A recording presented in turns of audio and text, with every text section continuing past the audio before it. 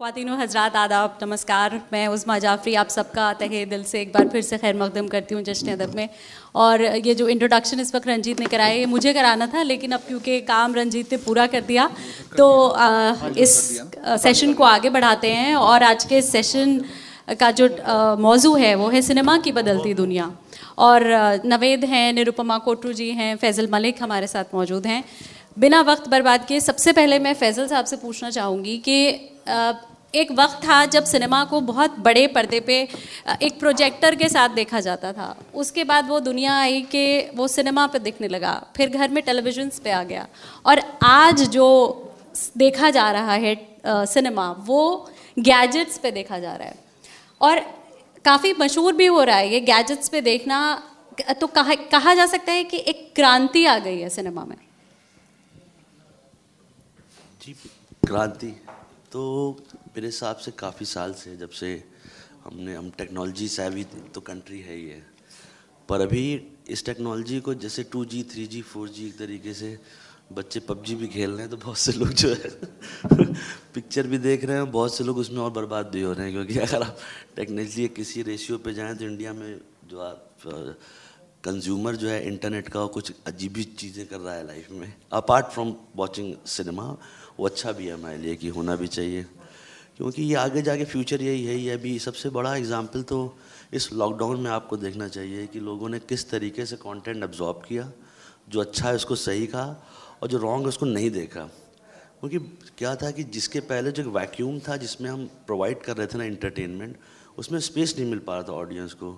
क्योंकि क्या है कि आप सुबह से लेकर रात तक एक टीवी देख रहे हैं जो आप सुन रहे हैं जो देखने की चीज़ है। उसके बाद उसका कन्वर्जन रात में आप देख रहे हैं तो एक क्राइम शो है तो वो भी आप नहीं देख रहे हैं, वो भी आप सुन रहे हैं। फिर कट टू 9 बजे आप एक न्यूज़ देख लेते हैं। तो एक ऑडियंस बेचारी जो है उसी में परेशान रहती थी, तो उससे एंडलेस था वो प्रोसेस। अभी जब लॉकडाउन हुआ, लोग घर में बैठे, तो उसको अपने सेंस को डिवाइड किया कि मुझे क्या देखना है और क्या नहीं देखना है। तो इसकी वजह से मतलब अभी सिनेमा जिसे हम कहते हैं ना, जो इंटरनेट वर्सेस सिनेमा जो है, उसको और मैच्योर होना पड़ेगा। मतलब अब थिएटर में ऑडियंस को बुलाने के लिए, क्योंकि अब जो है वो ऑडियंस तैयार हो गया है। वो भी हिंदुस्तान का ऑडियंस जो है बहुत अच्छा है, बहुत कुछ देखता है, बहुत कुछ एब्जॉर्ब करता है और हर तरीके का देखता है। तो उसमें क्या है कि जैसे मैं भी एक प्रोड्यूसर हूँ, तो एक PPT चलती है कि इतना % अगर डेटा मिल जाएगा तो हम लोग नेटफ्लिक्स का बाप बन जाएंगे। तो वो डेटा पता नहीं क्या है, पर आप देख रहे हैं हिंदुस्तान में हर एक आदमी हर एक कंटेंट देख रहा है, जो अच्छा है उसे नहीं देख रहा है। तो आगे जाके सिनेमा के लिए थोड़ा टफ है कि एक अगली फिल्म कोई देखने के लिए इन्विटेशन बहुत बड़ा होना चाहिए, इधर बाय कंटेंट और बाय एनीथिंग एल्स। अब वो नहीं हो सकता है कि अब कुछ भी चलेगा, लोग आज जो कि जाके पिक्चर देख लेंगे, उसे इंटरनेट पे मिल रहा है सब कुछ, यही है। निरुपमा जी, आपसे पूछना चाहूँगी, आप जैसा कि अभी बताया कि क्या बदलाव, आपने थिएटर भी NSD आपके अंडर रहा है, थिएटर, सिनेमा और टेलीविज़न, इन चारों में किस तरह से फ़र्क देखती हैं? और अब जबकि वेब सीरीज़ आ गई है, इसमें उस्मा जी 2-3 एस्पेक्ट्स हैं इस ट्रांजिशन में, जैसा फैज़ल जी ने भी छेड़ा। पहली बात तो टेक्नोलॉजी है, which is already spoken about, medium change हो रहा है। दूसरा एस्पेक्ट एक बिजनेस एस्पेक्ट है। एज अ प्रोड्यूसर ये बहुत अच्छे से समझते हैं इसको, कि प्रोड्यूसर के लिए अलग चीज़ हो जाती है कि कैसे उसमें, ऑब्वियसली एक बिज़नेस तो है ही, उसमें कमाई कैसे हो, तो वो भी डिफरेंट है हर चीज़ में। और तीसरा है जो कंटेंट है क्रिएटिव, तो उसमें भी कुछ डिफरेंसेस आते हैं। तो डिपेंडिंग ऑन हम क्या देखना चाहते हैं, हमें उसी पर्सपेक्टिव से उसको देखना चाहिए, क्योंकि प्रोड्यूसर का पर्सपेक्टिव अलग है, व्यूअर का अलग है, और जो टैलेंट टीम है जैसे एक्टर, डायरेक्टर, उनका पर्सपेक्टिव अलग होता है। तो टैलेंट जहाँ तक सवाल है, obviously they will welcome it, क्योंकि एक खुल गया है एक और मीडियम, इससे अच्छा क्या हो सकता है, एक मीडियम और आपको मिल गया। थिएटर आपको पता है वैसे ही हमेशा वर्ल्ड वाइड स्ट्रगल करता है, थिएटर एक बहुत ही टफ मीडियम है, और हमेशा उसके लिए बिजनेस वाइज तो सबसे अर्निंग कम रहती है।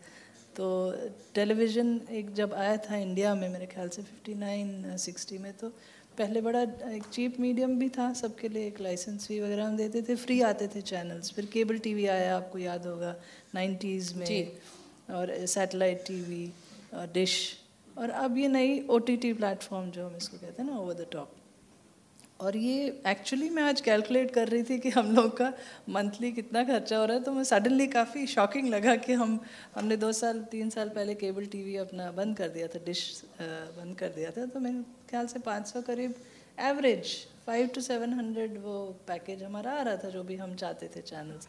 अब आप देखें तो Netflix subscription is very high, तो कंज्यूमर को कंटेंट की चॉइस मिल रही है, मगर एक तरह से आउटले बढ़ जाएगा, क्योंकि अगर आप OTT देखेंगे, Netflix, Amazon, Disney Hotstar I think leading है शायद इंडिया में, जी, तो हर एक का सब्सक्रिप्शन ऐड आप करें तो मंथली आपका तो 1,500 के ऊपर जा रहा है। केबल टीवी, टाटा स्काई वगैरह से ज़्यादा है, ज़्यादा हो जाता है, पर चॉइस तो है कंटेंट के लिए, क्रिएटिव टीम के लिए तो बहुत बढ़िया है, क्योंकि जो छोटी फिल्में होती थी ना, जिनको हम इंडिपेंडेंट सिनेमा भी कहते हैं, उनको थिएटर में जगह नहीं मिल पाती थी। अगर आप सर्वे करें कितने थिएटर्स हैं इंडिया में, 10,000 से कम स्क्रीन्स है for such a large country. Just imagine, it's nothing. 6,000 single screen होंगे और मल्टीप्लेक्स में ख्याल से 3,000 करीब। और फैजल जी अच्छे से जानते होंगे, जब बड़ी फिल्म आती है ना, सारे स्क्रीन खा जाती है, 3,000 स्क्रीन ब्लॉक्ड, तो छोटी फिल्म को शो ही नहीं मिलता है।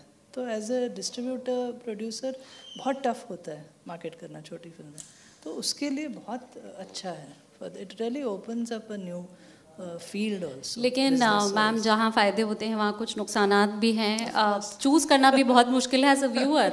अब मुझे कुछ ZEE5 पे अच्छा लगता है, कुछ नेटफ्लिक्स पे अच्छा लगता है, तो वही बजट जो है वो 1,500 जा रहा है महीने का। है, बट चॉइस भी है, टाइम का थोड़ा चॉइस है। जैसा फैजल जी बता रहे थे ना, यू कैन चूज ऑल्सो, नहीं तो टीवी पे क्या फिक्स था, 9 बजे न्यूज़, इस वक्त ये एक ज़माने में कृषि दर्शन भी होता था। जी जी, बिल्कुल बिल्कुल। ये जो नवेद पॉपुलर हो रही हैं इस वक्त वेब सीरीज़, इसको मैं एक कन्वीनियंस फैक्टर से भी जोड़ कर देखती हूँ। जैसा कि रेडियो एक बहुत कन्वीनियंट है, हम चलते फिरते गाड़ी में, घर में लगा लिया, काम करते वक्त सुन सकते हैं। एकदम काफ़ी सिमिलर चीज़ वेब सीरीज़ के साथ भी है कि आप गैजेट्स, यहाँ तक कि आप अपने वॉशरूम में बैठ के भी आप एक वेब सीरीज़ या इंटरनेट कंटेंट देख सकते हैं। तो ये जो अचानक से पॉपुलैरिटी आई है, इसके पीछे आपको क्या लगता है कि ये कन्वीनियंस फैक्टर कितना काम करता है? OTT की जहाँ तक बात है, लाइक वो जो आप रेडियो के लिए कह रही थी ना, कि मोहताज नहीं है। मतलब मैं ना तो मैं रेडियो जॉकी की हैसियत से कुछ चीज़ें देखता हूँ, मुझे लगता है कि जब मैं पैसे दे रहा हूँ तो मैं क्यों मोहताज रहूँ इस इंसान का, कि जब ये दिखाएगा जब मैं देखूँगा, तो वो मोहताजगी ख़त्म कर दी। दूसरा, मुझे ये भी लगता है दूसरी तरफ कि ज़ाती भी हो रही है, क्योंकि इतनी सारी चीज़ें हैं, और ये सिर्फ वीडियो, टीवी, एंटरटेनमेंट की नहीं बात। अगर आप अभी चाय मंगवाएं और 16 चाय रख दें यहाँ पे, तो मेरे ख्याल से एक भी ठीक से नहीं पी पाऊँगा मैं, क्योंकि जब मैं किसी शादी में जाता हूँ और डिशेस की इंतहा हो जाती है, स्वीट में लोग 250-250 तरह के, तो मैं मज़ा एक का भी नहीं ले पाता। 2 चीज़ें लगती हैं मुझे, एक तो ये कि हमारे लिए ये बहुत फ़ायदा हो गया कि हम जब चाहें जब देख लें। दूसरा ये कि दुश्वारी ये हो जाती है कि इतनी सारी चीज़ें क्यों। आप मैम बिल्कुल ठीक कह रही हैं, जिस ज़माने में कृषि दर्शन, बल्कि साप्ताहिक की एक चीज़ आता था, साप्ताहिक की शेड्यूल होता था पूरे हफ्ते का दूरदर्शन पे, कि फ्राइडे को ये आएगा, थर्सडे को ये आएगा। तो उस दौरान मुझे हैरत है कि जो फिल्म मैं अब छू भी नहीं सकता, मैं देखा करता था, क्योंकि ऑप्शन नहीं था ज़्यादा, तो मैं मज़े लेता था उसमें, बहुत ज़्यादा मज़े लेता था। लेकिन अब ये सोचता हूँ जो मेरे बच्चे हैं कि उनके लिए ये फ़ायदे की चीज़ होगी, क्योंकि मुझे लगता है इस बॉलीवुड चेंज नहीं हो रहा या सिनेमा चेंज नहीं हो रहा, हम चेंज करवा रहे हैं। इंसान का जैसे जैसे दिमाग बढ़ रहा है, प्रोड्यूसर्स और डायरेक्टर्स मजबूरन वो चीज़ें बना रहे हैं, जो मेरा मानना है। मैं ज़ाहिर है उनकी तरह एक्सपर्ट नहीं हूँ लेकिन मुझे लगता है कि हम चेंज करवा रहे हैं, हो नहीं रहा है जो चाहते हैं। पहले एक ज़माने में रेडियो ऐसा होता था, आपको अगर याद हो कि आवाज़ें थी लता मंगेशकर की, गाने को सराहा था इन्होंने, गाने की फरमाइश करी थी गीता पबनी मुरादाबाद से, ये तक कहते थे और इसमें मज़ा आता था। लेकिन लोगों ने ही मजबूर कर दिया हमें कि बदलो, वे अब हो गया बहुत तो बदल लिया। तो मुझे लगता है कि बॉलीवुड चेंज नहीं, लोग चेंज हो रहे हैं, सिनेमा चेंज नहीं हो रहा है, लोग बदल गए, लोगों की फरमाइशें चेंज हो रही हैं। फैजल साहब, आपसे ये जानना चाहेंगे, एक डिस्क्रिमिनेशन हुआ करता था टीवी सेलेब्स, और नहीं, ये तो बॉलीवुड सेलेब्स हैं, ये सिनेमा सेलेब्स हैं, और ये तो टीवी सेलेब्स हैं। अब कोई ये नहीं कहता कि ये वेब सेलेब्स हैं। सो मतलब वेब सीरीज़ के आने के बाद ये एक डिस्क्रिमिनेशन ख़त्म हो गया, आजकल वेब का ही बोलबाला है। नहीं, एक्चुअली वो टीवी जब था ना, तो उसका एक गुड फैक्टर और बैड फैक्टर से शुरू हुआ था। कि हम जब कन्वर्जन में गए तो हमने एक शो से 2000 की बात है, केबीसी जब आया था, तो केबीसी के ऊपर और नीचे 2 शो शुरू हुए थे जिसने हिंदुस्तान की व्यवस्था चेंज कर दी 10-15 साल तक। जो तक कहानी घर घर थी, क्योंकि सास भी कभी बहू थी। तो क्या था कि पहले, अब नावेद भाई की बात मैं कहूँगा, नावेद भाई का मैं बहुत पुराना फ़ैन हूँ। उनके सब फैन। एक आदमी जो है अपने यूनिकनेस से, वो इस अपने मीडियम के साथ कितने साल से खड़ा हुआ है, और कहते हैं ना ह्यूमर क्रिएट करना, ह्यूमर और लोगों को हंसाना, ये बहुत टफ काम है, मतलब आप किसी भी तरीके से नहीं कर सकते। और मैंने इतने साल से इनका फ़ैन हूँ, इनका बॉस ये तो नीचे ही नहीं होता है कभी। तो हमने क्या किया, जब टेलीविज़न बढ़ने लगा ना, तो हमने उसको देख देख के उसको मतलब कि एक ही जैसा, बहुत पुराने ज़माने में था ना कि एक पीसीओ बगल वाले खोलना, 4 ने और खोल दिया कि जब तुझे भी नहीं छोड़ूंगा, तो वाला चक्कर है। तो मैंने तेरे चैनल पे भी वही दिखाऊंगा, वो भी वहाँ दिखाऊंगा, सारे चैनल पे एक जैसा कंटेंट चल रहा था। अब आप उसको एक साथ भी अगर देख लेंगे ना, 4 शो मिला के आधे घंटे का, तो एक ही कहानी है वो। तो हमने क्या किया कि ऑडियंस को थोड़ा सा डाउनग्रेड किया और उसको बोला कि इसको यही पसंद आएगा, इसको यही खिलाएंगे। वो गलत बात थी। आपको लगता है कि हिंदुस्तानी यही देखेगा, तो नहीं हो सकता है। I am so sorry. बहुत अच्छा कहानी, और जब भी टीवी में अगर ऐसा हो रहा होता है तो सिनेमा में उससे उल्टा हो रहा होता है। अच्छा 90s का टाइम आप देखिए, जब कंट्री कुछ और चल रही थी, तो अब 90s का म्यूज़िक कभी नहीं बन सकता आज तक। या 90s में जो पिक्चरें बनी हैं, वो हम अभी भी सोचते हैं कि यार कैसे बन गए। अग्निपथ का कोई अभी करके दिखा दे, बना दे, मतलब बनिए, देख लीजिए क्या हुआ। तो हम लोग को अपने ऑडियंस के साथ वो नहीं करना चाहिए कि यार इसको यही है तो इसको यही खिलाते रहो। उसको बहुत समझदार है वो, उसने जो है। लेकिन यहाँ पे स्टीरियोटाइप ब्रेक करने की बात हो रही है फैजल साहब, उसको ऑडियंस को एक्सेप्ट करने में थोड़ा वक्त लगता है। जैसे श्वेता तिवारी आती थी, वो सास भी कभी बहू थी की, जो जितनी भी एक्ट्रेसेस थी, उसके बाद वो जब और सीरियल्स में आई, बाल कटवा लिए, कुछ सीन्स उन्होंने ऐसे करे जिस पे काफ़ी ऑब्जेक्शन उठा। ऐसे में स्टीरियोटाइप तो ब्रेक हो रहा है, लेकिन फिर भी ये देखा गया कि चेंज जब भी आता है लोग एक्सेप्ट करने में वक्त लगाते हैं, लेकिन वेब सीरीज़ एकदम से बहुत पॉपुलर हुआ। एक्चुअली क्या था, वेब सीरीज़ का क्या था कि मैं जब पहली बार 10-11 साल पहले एक चैनल गया, मैंने कहा मैं वेब सीरीज़ बनाऊंगा। उसने मुझे बाहर निकाल दिया था। उसने कहा था क्या ये प्लान लाए हो? मैंने कहा ये डेली सोप की तरह नहीं होगा, 12 एपिसोड होगा, ख़त्म हो जाएगा, सीज़न 2 करेंगे, उसने गेट आउट। तो मैंने कहा नहीं, क्योंकि उस टाइम पे जैसे हमने कहा ना कि वो टेक्नोलॉजी एब्जॉर्ब नहीं कर पा रहे, समझ नहीं पा रहा था कि भागेगी किधर ये ऑडियंस। इंटरनेट से लेके हम करेंगे क्या इसको, जब जोर से आ जाएगा ना, ये करेंगे क्या, ये कंट्री करेगी क्या जोर से?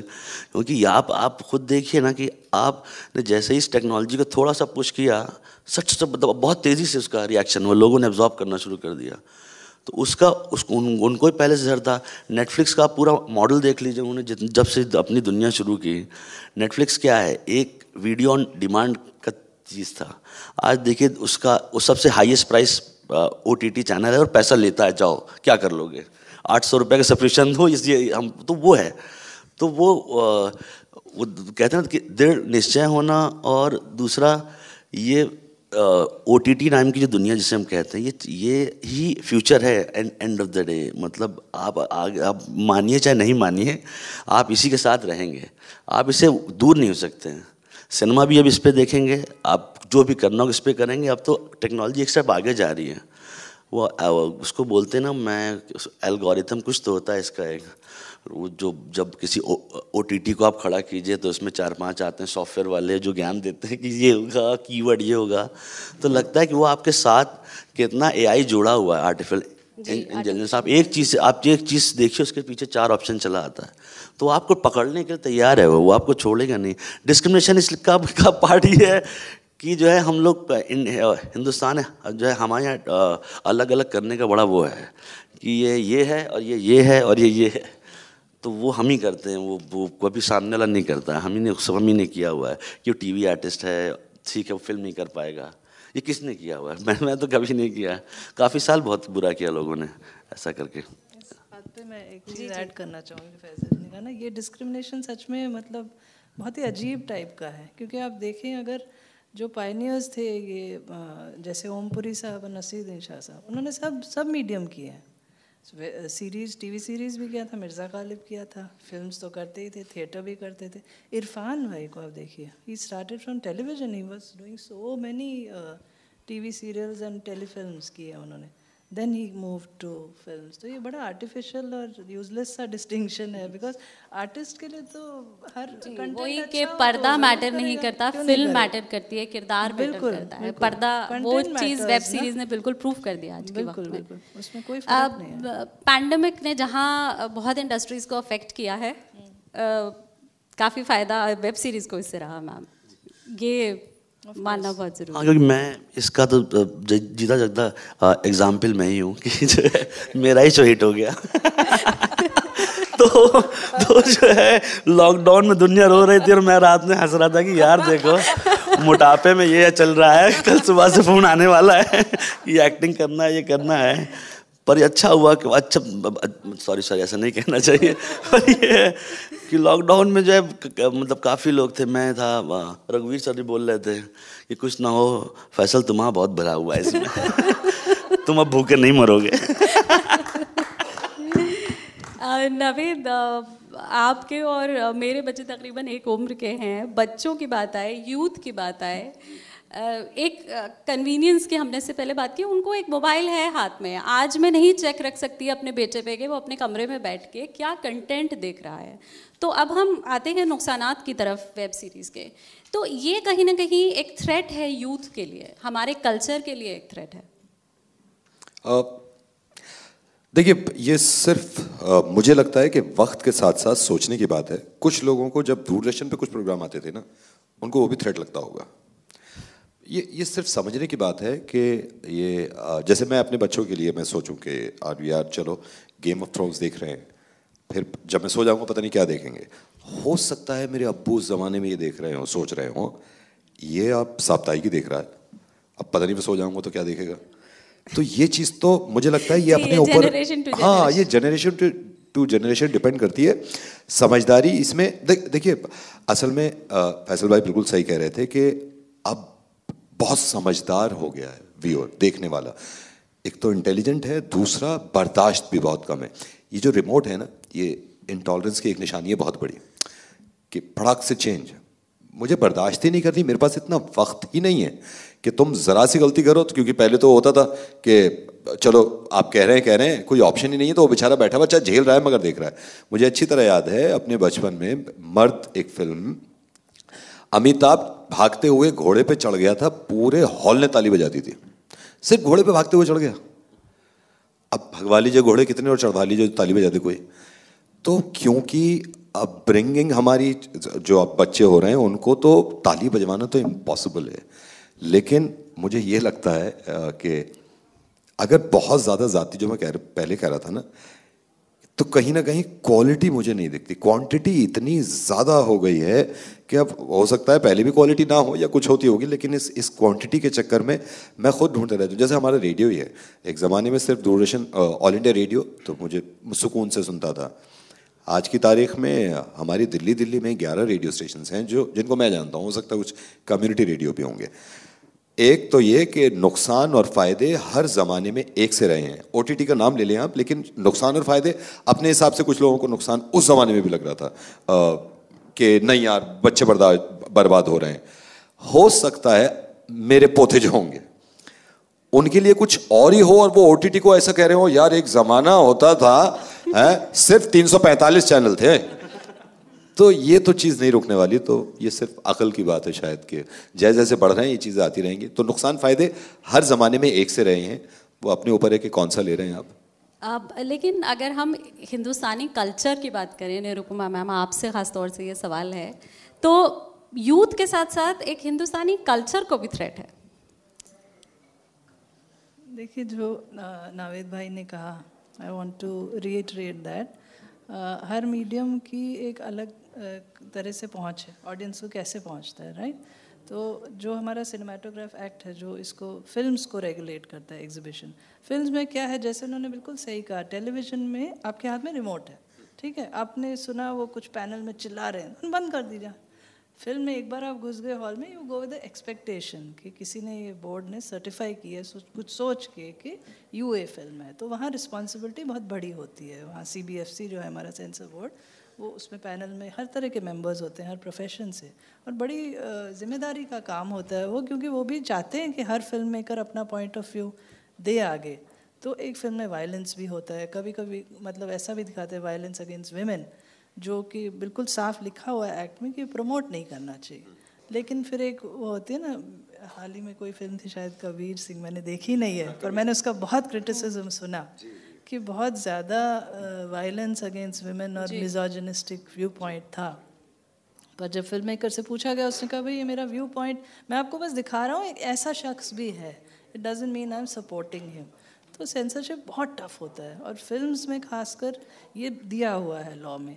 अब आप आ जाइए टेलीविज़न में। Television is a self regulated medium. वहाँ एक जो ब्रॉडकास्ट कंटेंट काउंसिल वगैरह है, इट इज़ एक्सपेक्टेड कि TV channels will be responsible, एक प्रोग्रामिंग कोड लेड डाउन है, तो आपको उसी हिसाब से प्रोग्राम, और क्लियरली लिखा हुआ है किस टाइम में कैसे, क्योंकि वो सेल्फ रेगुलेटेड है, उसमें इस तरह का सेंसर बोर्ड नहीं है। OTT में भी कुछ हद तक टेलीविज़न की तरह ही है, क्योंकि चॉइस है आपके पास, आप सब्सक्राइब कीजिए, आपको पता है नेटफ्लिक्स में कंटेंट आएगा कुछ, और लकीली लोग सेल्फ रेगुलेट कर भी रहे हैं, मतलब उसमें आता है पहले 18+ या 15+ या 12+, and I am seeing sensitivity evolve हो रही है। तो यहाँ के कंटेंट जो बना रहे हैं लोग, दे नो कि अमेरिका से डिफरेंट है सेंसिटिविटी। सो यहाँ का जो 15+ होगा, मुझे लगता है वो अमेरिका में शायद 12+ होगा, ऐसा लग रहा है मेरे को, मतलब देखने से, हाँ देखने से धीरे धीरे लग रहा है।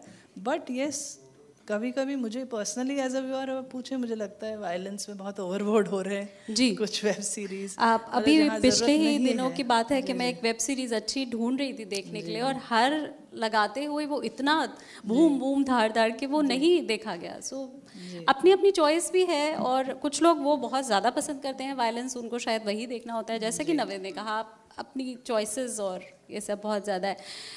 अब नवेद से आपसे पूछना चाहूँगी, इससे पहले के सेशन में मैं बैठी हुई थी, सुन रही थी आपका कि आप कपिल शर्मा के शो में भी एक्ट कर चुके हैं।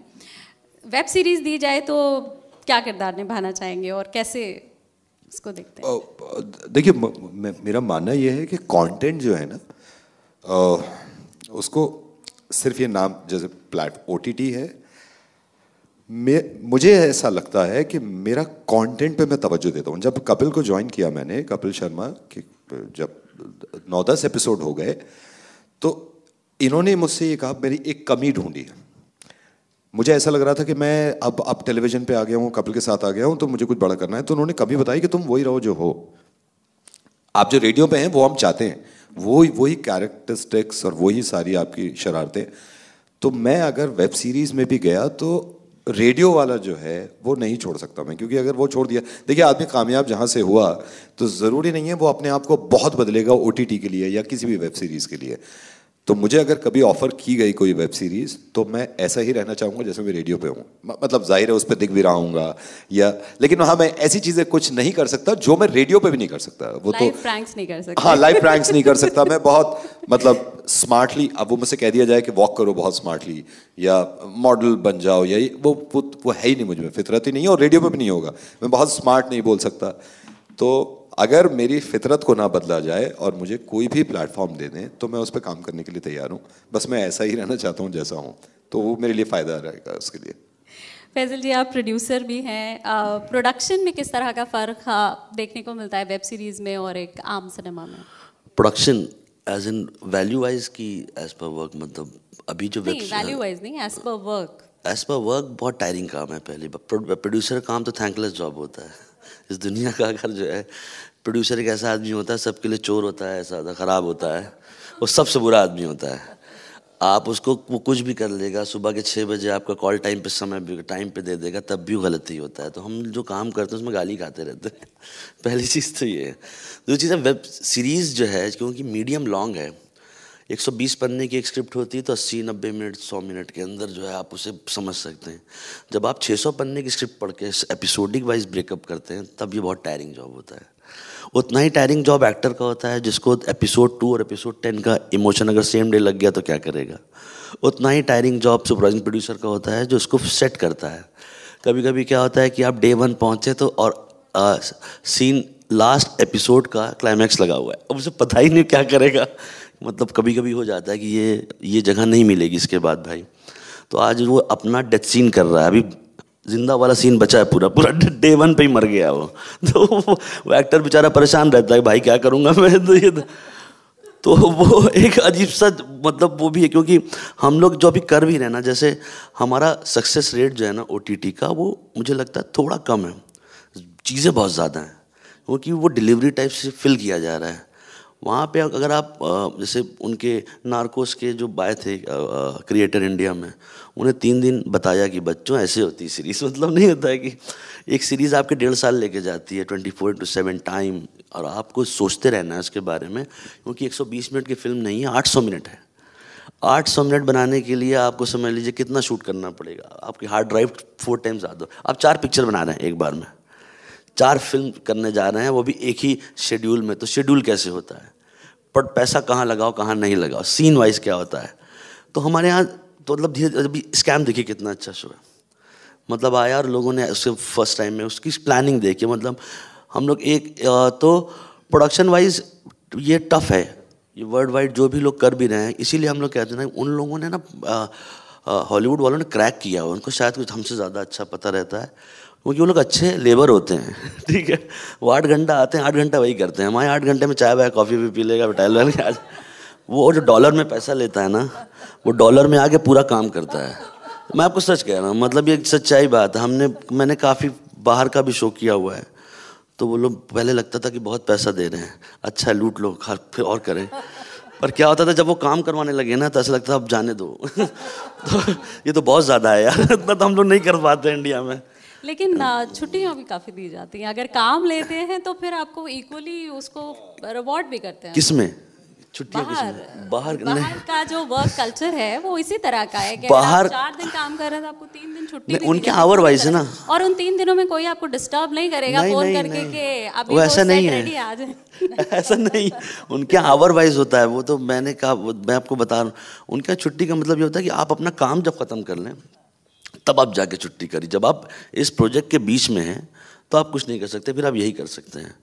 एक बार तो मैं अपना एग्जांपल बता रहा हूँ, एक साहब ने, अब जब मैं पहली बार एक फॉरेन शो कर रहा था तो उसने मुझे मेरा 3 होटल बुक कर दिया एक ही आदमी का। मैंने कहा वाह यार, तो बड़े अच्छे लोग हैं।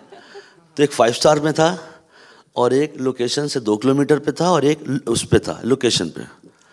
तो मैंने बोला ये तो बेवकूफ़ लोग हैं, 3 कमरा क्यों बुक कर रहे हैं, एक ही मेरा लेता मैं तो उसने मुझे समझाया कि अब तुम यहीं रहोगे, वहाँ से भाग के आओगे यहाँ रहोगे, नहीं भागेगा तो यहाँ रहोगे, तुम्हें जगह छोड़ोगे नहीं।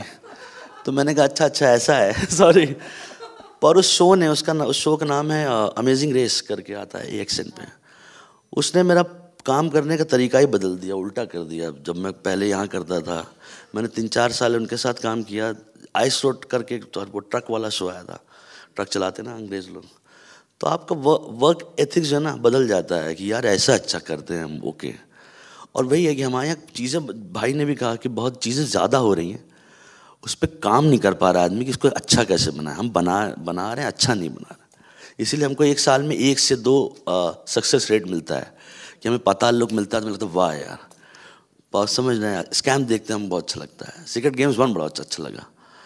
तो और डेली क्राइम, मतलब उससे अच्छा शो मैंने इंडिया में तो नहीं देखा अभी तक। इंडिया का आंसर टू जो नहीं कहते हम लोग, अभी उसमें है, नॉमिनेशन में है, पर उससे अच्छा उन लोगों ने बहुत अच्छा शो बनाया। तो वो हमको वही एक चीज़ करने की कोशिश करता हूँ कि थोड़ा सा जो है मेहनत करनी चाहिए। आदमी को कहानी लिखने के लिए 1 साल देना चाहिए। ये भी बात को आपको यहाँ कहते हैं 4 महीने में लिख के दे दो, 1 साल लगता है इस चीज़ को करने में। 1 साल और 1 साल बनाने, 2 साल 1.5 साल जाता है एक सीरीज़ को तमीज़ से करने में, वरना 90 दिन में भी काम चल रहा है उधर। तो वो है ऐसा है। तो क्योंकि क्वांटिटी बहुत ज़्यादा, जैसा कि हम बात कर रहे हैं कि मिल रही है हम लोगों को, और क्वालिटी पे कॉम्प्रोमाइज़ हो रहा है, तो कहीं ना कहीं लगता है कि कुछ रेगुलेशंस वेब सीरीज़ पे भी होने चाहिए मैम। क्वालिटी पे अगर जाए ना, क्वालिटी को सेंसर नहीं कर सकते हम, और वो रोल भी नहीं होता। नहीं, जैसे इस प्लेटफॉर्म के अंदर इतने प्लेटफॉर्म्स नहीं, वो हैं। ठीक है। जो आप अभी इन्होंने भी बात की थी, फैजल भाई ने भी की और नावेद ने भी, कि क्वालिटी डाइल्यूट हो जाती है व्हेन नंबर्स गो अप। आप टीवी याद करिए, है ना, जब दूरदर्शन था तो एक सच में गोल्डन पीरियड था, जब हम लोग बुनियाद जैसे बढ़िया सीरियल्स आते थे, तमस जैसी टेलीफिल्म आती थी, बहुत ही बेहतरीन प्रोग्राम। फिर ये जो है ज़िंदगी आया कॉमेडी सीरियल, जसपाल भट्टी के शोज़ आते थे, मतलब we really had a good lineup. फिर सडनली जब चैनल्स बढ़ गए तो इतना ज़्यादा शोज़ आने लगे कि मतलब रेपिटेटिव वही सास बहू, वही एक ही चीज़ देख देख के मतलब ऑडियंस जब तक थक जाए। And he is right, you take audience for granted कि वो तो यही चाहते हैं, तो चलो इजी है ना, पकी पकाई रोटी है, वही स्क्रिप्ट लिख दो, 10 लोग वही स्क्रिप्ट लिख रहे हैं। That is very unfair to the audience. और ये फिल्म्स में भी हुआ था, जब आपको याद होगा VCR कल्चर जब आया था 90s में, suddenly there was massive deterioration film content में भी। एक टाइम आया था तब कि बहुत सारी फिल्में, क्योंकि अब पता है VCR पे देखनी है, अब VCR के लिए फिल्म का और थिएटर में देखने का फिल्म कुछ अलग ही कंटेंट, मतलब मुझे लग रहा है उस हिसाब से था। वो चीज़ बदलनी नहीं चाहिए, content should be most important. और ये तो बहुत अच्छी अपॉर्चुनिटी है वेब में, क्योंकि you are competing with best of the world ना। जैसे इन्होंने कहा, बाहर देखिए आप वर्क एथिक कैसा है, फिर जो क्वालिटी मिलती है वो देखिए ना आप। और यहाँ इतना ज़्यादा, even in the west, Netflix, Amazon, many people are critical कि इंडियन कंटेंट शुरू में बहुत ख़राब बन रहा था। काफ़ी शोज़ हैं आप कहेंगे क्या है, मतलब you will shut it off. हर कोई सीरीज़ इतना अच्छा नहीं बन रहा है। अब इनका जैसे पंचायत है, मुझे बहुत पसंद है, बिकॉज इट्स सो नाइस, एकदम अलग एक वो लोकल डेमोक्रेसी पे इन्होंने बनाया है। It is really India's answer to one of the best series इस टॉपिक पे, और इतना सूदिंग लगता है, you are transported to that rural world ना।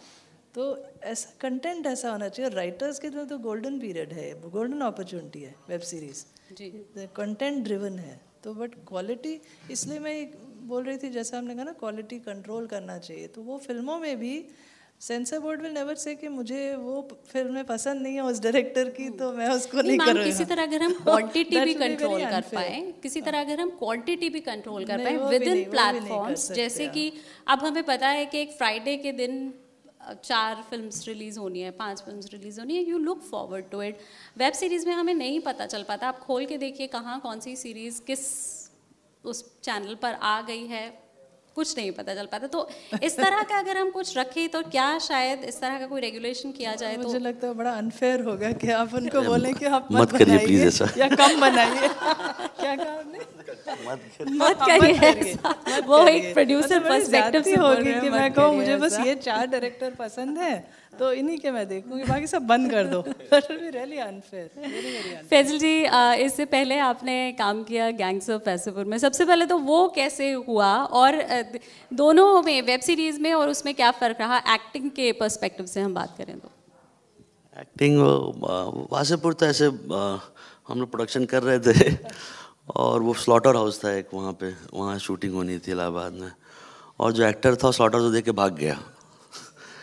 अब मैं वहाँ सामने खड़ा था, अनुराग ने बोला पैंट पहनो शर्ट पहनो, तुम ही करो अब इससे, तुम्हारा शहर है। और वो पैंट, मतलब मैं थोड़ा मोटा हूँ, थोड़ा पतला था, तो पैंट पहना तो पैंट ही फट गई। फिर पैंट लोकेशन पे सिली गई वापस से पहने ही, और एक टेक लेना था क्योंकि वो जगह में इतना बुरा हाल था कि सब आधी पब्लिक जो है वेजिटेरियन हो गई थी अगले 5 महीने तक, ये हाल था उस वहाँ पे। तो अब मुझे, मेरा बिल्कुल भी प्लान नहीं था कि मैं कभी का एक्टिंग करूँगा इसके साथ, मतलब वो मैं इनके यहाँ काम करता था। पर वो एक दिन हुआ जब शूट ख़त्म हुआ, उसने कहा इसका तो 12 दिन का रोल है, और मैंने कहा क्या? तो फिर वो शूट के बीच में कभी मतलब कि वर्दी पहन के वहाँ पे कर लिया एक्टिंग। तो वो था, वो मज़ेदार था। उसके बाद फिर मैंने एक्टिंग नहीं की मैं, क्योंकि काम मेरा काफ़ी चल रहा था, तो प्रोड्यूस करना अच्छा लगता है, उसमें बहुत टाइम दिया है मैंने अपनी लाइफ में। फिर ये पंचायत आ गई, उन्होंने बोला आप ही कर सकते हैं, मतलब कर सकते क्या, वो मेरे दोस्त ही हैं। तो मैंने बोला ये बनेगा ही नहीं शो, ये पंचायत आप देख लेना, क्योंकि वो इतना आसान सा शो था कि अभी हम देखिए ना, ऐसा लगता है कि हम लोग हिंदुस्तान में कंटेंट देखिए और वो एक शो देखिए, जब स्क्रिप्ट आया तो कोई नहीं बना रहा। मैंने कौन बना रहा है, ये कर हम लोग बना रहे हैं। मैंने कहा बन जाएगा ये, उन्होंने कहा बन जाएगा। चलो फिर देखते हैं कैसे बनेगा, क्योंकि इतना आसान सा शो था वो कि कोई मैंने कहा अब तो हिंदुस्तान कहाँ देख रहा है ये सब, सबके घर में तो गोली चल रही है। आप टीवी खोलिए, गोली चल रही है धर धर धर धर। तो उसने बनाया, पर टीवीएफ जो है उनका एक और शो है गुल्लक, आपको ज़रूर देखना चाहिए। ये मेरी फैमिली, वो जो कंपनी है उसने, जैसे मैं आपकी कह रहा था ना कि आप लोग ने सेट कर रखा है ह्यूमर ना करना, उन लोगों ने भी टाइमली इतना काम कर रखा है उस पर कि उनके शो में आपको आती हैं हंसी देखने पे। वो अच्छा है उनका काम करने का तरीका, बहुत अच्छा काम करते हैं। टीवी बहुत अच्छा काम करता है। वो बहुत बेचारे फाइट मार के आए वो लोग, मैं उनको बहुत एकदम डे वन से जानता हूँ। जब अपनी अपनी नौकरी छोड़ के 6-7 IIT वाले आराम नगर मोहल्ला है जहाँ पे टहलते रहते थे, कैमरा है क्या दे दो कुछ देर के लिए शूट करके आता हूँ। वहाँ से वो कंपनी इतनी बड़ी हो गई और वो जो है आज इतना अच्छा काम कर रही है और अपने नॉर्म्स पे कर रही है। मैंने पहली बार एक शो देखा जहाँ पे क्लाइंट नहीं आया था। वो खुद बनाते, क्लाइंट नहीं आता, क्लाइंट आके बोलता है ना वो पीछे देखता रहता है मॉनिटर पे ये क्या हो रहा है, उसमें नहीं होता है लोग क्या, वो लोग मना कर देते हैं कि नहीं चाहिए भाई आप घर पे रहिए। तो अच्छा काम हो रहा है, वो लोग भी अच्छा काम कर रहे हैं और हमको और अच्छा काम करेंगे डे बाय डे। बस ये कि वो ज़्यादा तो होता ही रहेगा, ये देश हमारा इतना, यहाँ कुछ भी होता ज़्यादा होता है। कम हम कुछ नहीं करते हैं। है ना, तो इसलिए अब क्योंकि सिर्फ 5-7 मिनट बचे हैं इस सेशन में, मैं चाहूँगी अगर ऑडियंस में से कोई सवाल पूछना चाहता है। शाहिद साहब ने मौका नहीं दिया था नवेद आपसे क्वेश्चंस का, जो ऑडियंस यहाँ बैठे हैं, तो कोई नवेद से या फैजल साहब से, निरुपा जी से कोई सवाल कोई पूछना चाहे ऑडियंस में से। नावेद साहब, आपसे हम सब लोग बहुत मोहब्बत करते हैं, आपको पता है। एक सवाल आपसे ये था कि चाहे बादलपुर हो, चाहे मेरठ हो, चाहे हरियाणा तक आप चले, इतने अलग अलग कैरेक्टर, उनका प्रोनाउंसिएशन, उनकी ज़बान, वो एक्यूरेसी, ये आप कैरेक्टर्स कैसे पकड़ते हैं, क्या ऑब्जर्वेशन की क्या करते हैं आप? अच्छा भाई, मैं असल में कहीं की भी कोई सी भी ज़ुबान नहीं जानता हूँ। आपको ऐसा लगता है, क्योंकि मैं थोड़ा सा एहसास दिलवा देता हूँ, लोगों को लगने लगता है कि मैं हरियाणवी हूँ या फिर मैं बिहार से हूँ। मैं कहीं की भी कोई ज़ुबान नहीं जानता, मैं सिर्फ अंदाज थोड़े से कॉपी कर लेता हूँ। जैसे मिसाल के तौर पे पानी ठंडा हो गया, तो ये शायद लखनऊ वाला कह रहा होगा।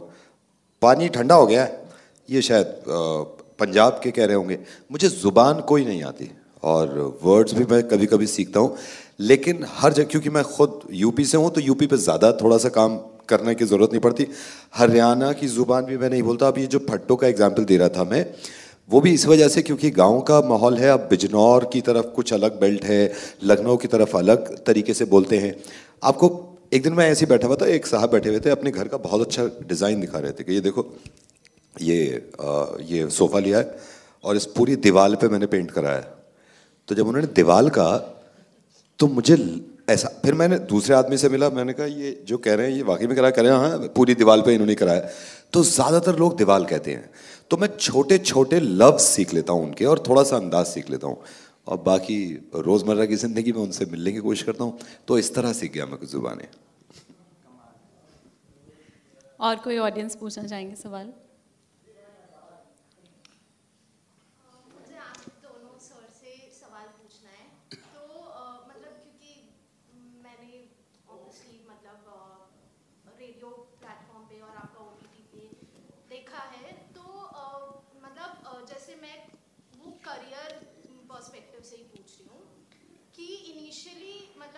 सब कुछ ऐसे स्टार्ट होता है करियर वाला, कॉलेज सब छोड़ के, जैसे आप कॉलेज का बता रहे थे कि वहाँ पे सब कुछ बहुत हॉट हैपनिंग सा हो रहा होता है, बट एकदम से फिर आप मार्केट में आते हैं जैसे, ठीक है।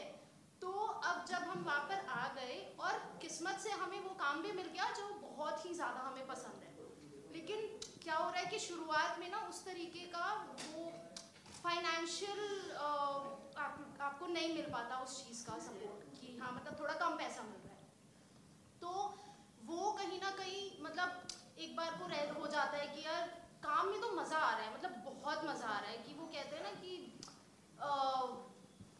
मतलब हाँ वो फील आ रहा है, लेकिन वो जब मतलब तो मतलब उस चीज़ को कैसे बैलेंस किया जाए? मेरे को ये काम करना है, ये ही काम करना है, बट वो फिर मतलब ऐसे, तो उस चीज़ को कैसे?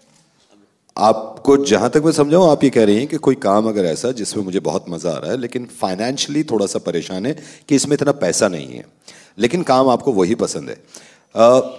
देखिए, बहुत बेतकल्लुफ एक चीज बताता हूं मैं आपको। अक्सर लोग ये कहते हैं कि काम करो, पैसे की परवाह मत करो।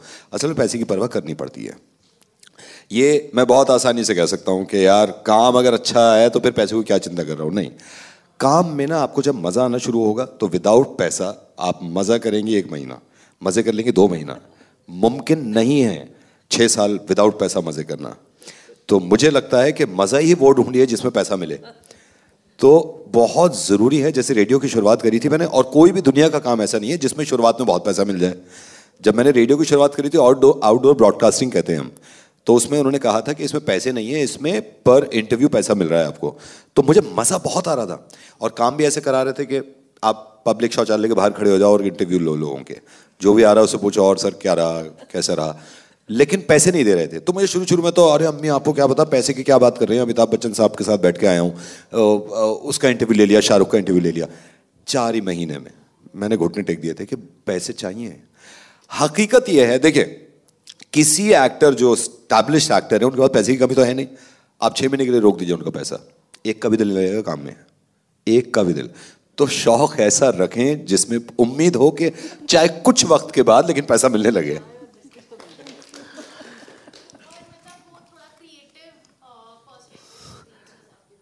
मैं कहता, आप अगर काम आपको अच्छा लगता है जो सिनेमा से रिलेटेड हो, तो सिनेमा का अगर प्यार होता है तभी जो है ना वो हो सकता है। पहली चीज़ तो ये है, क्योंकि इस चीज़ में आने के लिए ना कूदना पड़ता है। वो सभी करते हैं, सभी लोग ज्ञान बांटेंगे, मैंने ये किया, वो किया, ऐसा किया, वैसा किया, वो सब करना पड़ता है दोस्त। मतलब ये पार्ट एंड पार्सल है।